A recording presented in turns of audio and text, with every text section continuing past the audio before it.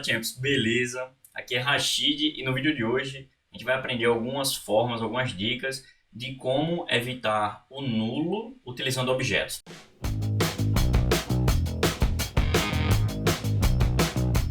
Você provavelmente, assim como eu, já adicionou um monte de condicionais para verificar se o objeto era nulo para poder executar alguma ação, né? E isso está tudo bem, galera, é bem comum, é bem convencional, assim, vamos dizer, né? Mas hoje a gente vai mostrar um exemplo prático de como a gente pode evitar isso dentro de umas condicionais que a gente já vê muito, tá certo? Então vai ter um exemplo de código já pronto para isso, que é o que a gente vê no dia a dia. Hoje, galera, a gente vai ver um exemplo prático que costumamos ver no nosso dia a dia, tá?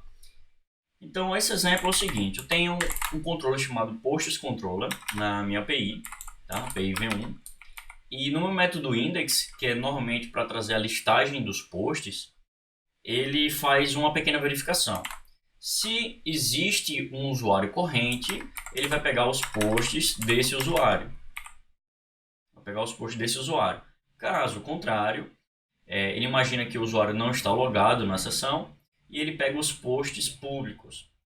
Pega o resultado de um ou outro e renderiza no status 200 a lista de posts. Tranquilo.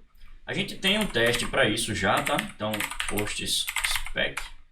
Já tem aqui todos os testes prontos. Describe, o get, cria os posts, cria os públicos, cria os posts do usuário. E tem as duas condicionais aqui. Quando é um guest user, ou seja, quando não está logado, eu não passo nenhum user ID, por exemplo, e ele tem que retornar apenas os public posts. E o outro contexto é quando é logado, ele só me retorna os posts do usuário. Beleza. Vamos só rodar os testes para confirmar se tudo está ok. Beleza, 16 testes. Não são esses 16, né, de todo o projeto, mas esses dois contextos, os testes estão ok. Então, como a primeira coisa que a gente precisa pensar é como a gente pode refatorar para evitar isso, ou se faz até sentido realmente remover uma condicional dessa. Então, galera, se a gente olhar para esse código, a gente pode extrair as seguintes informações. Poxa, dependendo do tipo do usuário, ele vai me listar um tipo diferente de posts. Um é do usuário corrente, o outro são os posts públicos.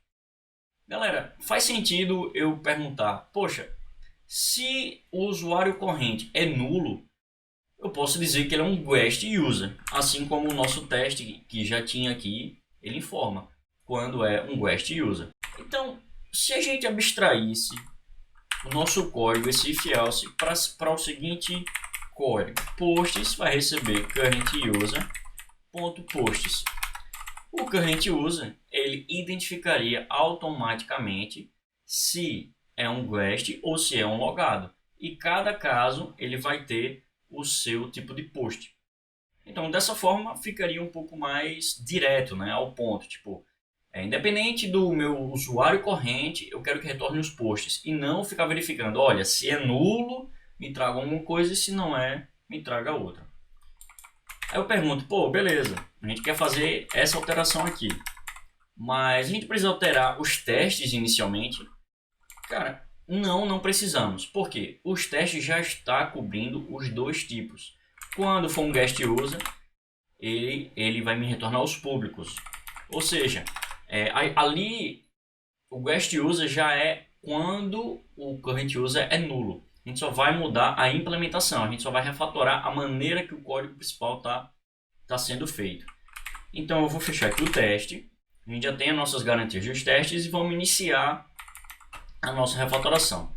Primeira coisa é rodar esse current posts e deixa eu comentar o código abaixo e rodar os nossos testes.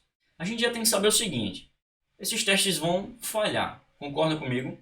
Porque se ele está entrando em algum contexto lá no else, significa que esse cara vai ser nulo e o nulo vai tentar acessar o método posts. Então a gente já sabe que isso vai dar uma falha. Exatamente isso, ó, nulo, está tentando acessar o método posts. Próxima etapa é a gente ver como é que está implementado esse current user. Então, se a gente for verificar como está implementado o current user, ele fica dentro do application controller, tá certo? Faz sentido ele retornar nulo. Por quê? Eu só tento encontrar o user com o user ID passado, caso o user ID esteja presente. E o método user ID aqui está privado, é pegando dos parâmetros o parâmetro user ID. Então, o que a gente pode fazer para adicionar um outro objeto que também tenha esse método post? Que, no caso, como a gente já tinha visto no contexto, seria um guestUser. Se o user ID estiver presente, continue retornando a busca, o resultado da busca do user. Caso contrário, ele vai retornar um novo guestUser, uma nova instância de guestUser. Tranquilo? Faz sentido? Faz, né? Não temos o guestUser criado ainda, então o próximo erro que tem que dar é o guestUser não existe. E é exatamente esse erro que a gente esperava. Próximo passo é criar o nosso guestUser. Então, eu vou aqui só no modelo de user e vou criar o nosso guestUserRB. O guestUser ele não precisa estender do application record, porque ele vai ser um objeto transiente, ele vai ser quase um DTO, ele não tem no banco de dados e nem precisa ter. Então, nosso guestUser vai ter uma classe sem nada inicialmente. Se não tem nada inicialmente, a gente já tem que imaginar, poxa, tem que voltar a falha do erro que não existe o método posts. Mas, em vez de, como a gente pode ver aqui nos testes, em vez de ser método posts não existe para o new object, método post não existe para o guestUser. Então, nesse caso, a gente vai adicionar o método posts. Inicialmente vou retornar vazio e vou rodar nosso teste novamente. Então, pessoal, aqui já deu um outro erro, não era o erro que a gente esperava, né? Qual é o erro que a gente esperava? No teste, ele espera uma lista, deixa eu mostrar aqui. No teste, quando é um guestUser, ele espera essa lista de posts. E como a gente está implementando vazio, ele deveria só fazer a expectativa diferente. Porém, aqui já deu um outro erro, e aí é interessante que a gente corrija ele antes, né? Ele fala que a variável posts não existe. Ele fala, olha, pergunta, oxi, você quis dizer pods? E aí, se a gente olhar a nossa implementação no controller, eu escrevi o nome posts errado, né? Aqui está posts, e aqui eu coloquei pod. Corrigindo, rodo os testes e tem que dar a falha que a gente acabou de falar, que é, ele espera que tenha uma lista e ele está retornando vazio. Tranquilo? Próxima etapa é, beleza, o que é que um guestUser tem que retornar? Não é essa linha aqui de post, public, posts. Eu vou copiar essa linha, vou no guestUser e ponho o retorno que a gente espera. Rodo os testes novamente, vou lá, todos os testes passando novamente. Então agora a gente consegue ser mais direto na questão de pegar os posts, independente se o tipo do usuário é logado ou não logado, se é um guestUser ou não. E esse estilo de código, galera, ela tem um nome, é um padrão de projeto chamado NullObject, tá? Então a gente não está trabalhando como se o nulo não fosse nada. Na verdade, o nulo é alguma coisa. E nesse caso, o nulo é um objeto, que é o nosso objeto guestUser. Então, podemos apagar as linhas das condicionais e temos nossos testes concluídos. Mas deixa eu perguntar uma outra coisa para você. De fato, em alguns momentos do nosso código, como eu já tinha falado anteriormente, As condicionais verificando se ele é igual a nulo para renderização de view, para renderização de execuções, para dizer se ele está autorizado ou não. De vez em quando, a gente pode evitar eles utilizando o padrão de null object, quando faz sentido. E nos outros momentos, a gente tem que usar uma condicional de if. Mas mesmo nessa condicional de if, a gente pode fazer uma outra interpretação. Como assim, Rashid? Não estou entendendo. Beleza, vamos escrever um exemplo aqui. Se a gente mudar a nossa feature, em vez de... Hoje a nossa feature está um guest user, ele retorna um public post, não é isso? Mas se agora se ele for um guest user ou não for autorizado, ele não for um usuário logado, ele em vez de visualizar os posts públicos, ele deveria renderizar uma mensagem de erro dizendo com o 401 não autorizado. Então, se a gente mudar a nossa feature dessa primeira para essa segunda, como é que a gente ficaria no nosso código aqui? Ela ficaria uma condicional se o current user for, ela mostra os posts. Caso contrário, o resultado de JSON ele deveria renderizar o 401 mais uma mensagem de erro específica, algo desse gênero. Como é que a gente faz isso? Vamos fazer essa implementação aqui. Então deixa eu só voltar. Eu tenho aqui a nossa nova expectativa. Então se a gente tem uma nova expectativa, a gente vai ter que mudar lá no código, tá certo? No código do teste. Vamos entrar aqui no spec. E quando for um guest user ID, em vez de ser return public posts, ele vai ser um return unauthorized erro. E aí a nossa expectativa do status não é mais 200, ela vai ser 401. E a nossa expectativa de resultado não vai ser mais essa. Ele vai dizer que o nosso JSON é igual a um hash que tenha um aqui de erro com a mensagem unauthorized. Faz sentido agora? A gente agora, antes de mudarmos o nosso código principal, a gente tem que mudar o nosso teste. E mudando o nosso teste, mudando a nossa expectativa, ele tem que falhar. Salvo, rodo. E ele diz que ainda está esperando 200 em vez de ser 401.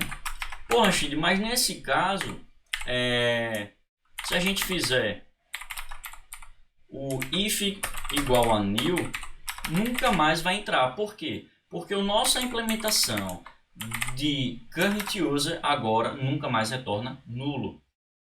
Qual uma forma mais entendível do que current user igual a nulo a gente poderia utilizar? Se eu colocar isso aqui, if current user authorized, eu escrevi errado, authorized. Se eu escrevesse com esse método, a gente verificasse nesse método, ele é autorizado, em vez de igual a new, não fica muito mais entendível e não fica muito mais simples de saber o que é que está acontecendo ou fazer as renderizações possíveis? Fica, não fica? Então é isso que a gente vai fazer agora. Fazendo nosso código principal, eu vou deixar isso aqui comentado, tá? Por enquanto.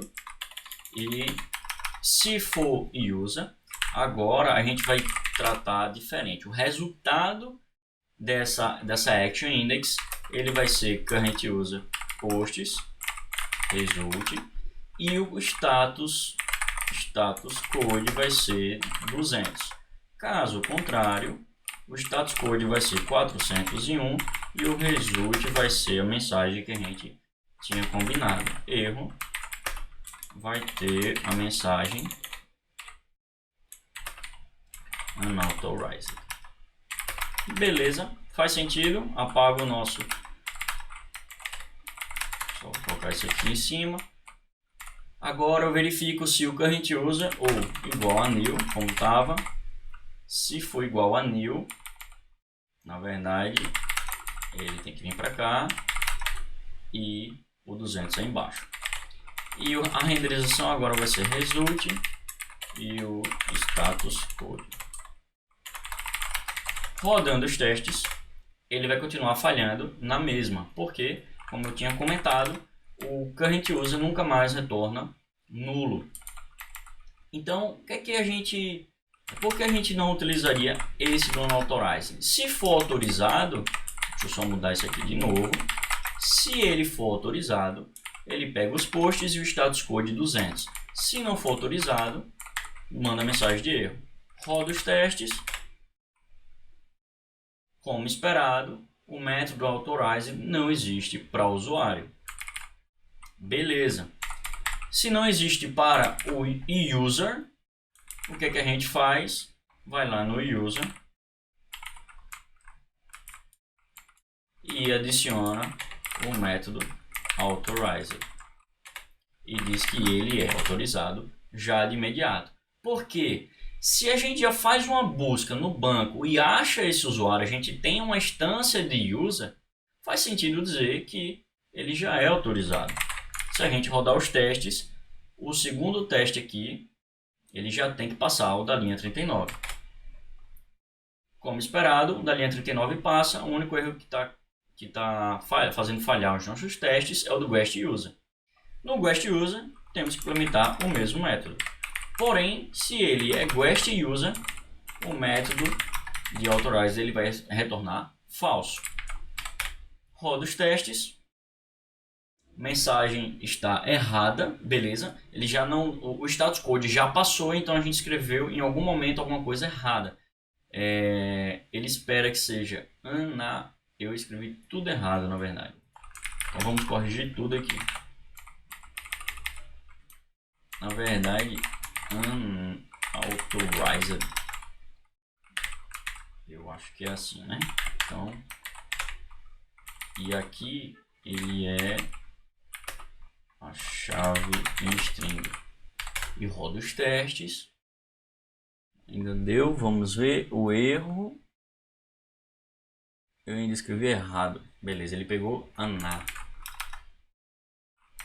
Esqueci de salvar os outros arquivos. Beleza, todos os testes agora estão passando como a gente esperava. Implementação simples, evolução dos testes com a mudança da feature simples também, e o código também simples. Veja, pessoal, que aqui a gente continua usando a condicional, mas essa condicional ela trata diferente. Ela não verifica se é nulo. Ele vê se o objeto que a gente tem, o null object, né, que é do padrão que a gente está usando de null object, o nulo ser algum objeto de fato, ser algo, ele verifica se está autorizado. Então, concluindo, galera, com essa maneira e a condicional que a gente está verificando se o objeto é nulo ou não, está sendo evitada como a gente queria. A gente sempre está perguntando a algum objeto algo que queremos saber sobre o seu comportamento. Ou seja, se é um guest user, qual é o comportamento de autorizado? Qual é o comportamento quando eu precisar pegar a lista de posts? É aquela lá que a gente escreveu. O vídeo de hoje, pessoal, foi focado para mostrar que a gente pode melhorar a nossa legibilidade no código, tá? Deixando sempre mais fácil, como a gente fez aqui, de ler e entender cada comportamento, cada execução, cada lógica que a gente está fazendo. Nesse caso aqui, o guest user ele é apenas, né, como eu tinha falado, uma representação de casos de objetos nulos. Ou seja, em vez de ficar verificando se algo é nulo para executar algo, a gente utiliza um objeto para dizer que o nulo é alguma coisa de fato, e para saber exatamente como lidar com as necessidades que cada feature ou cada lógica que você vai implementar vai funcionar. Pessoal, eu espero que tenham gostado do vídeo de hoje. Não deixem de se inscrever no canal, ative o sininho aqui embaixo, curta, compartilhe o vídeo, não deixa de dar um like e de acompanhar, beleza? Ah, e para quem ainda não baixou o livro, o meu livro sobre testes, pessoal, o link está aqui embaixo na descrição. O que, como e quando testar, evite retrabalho e perda de tempo. O link está aqui abaixo, como eu falei, e ele é gratuito, galera. Então, podem lá fazer o seu download e pegar a sua cópia. Um abraço do Champs e até a próxima.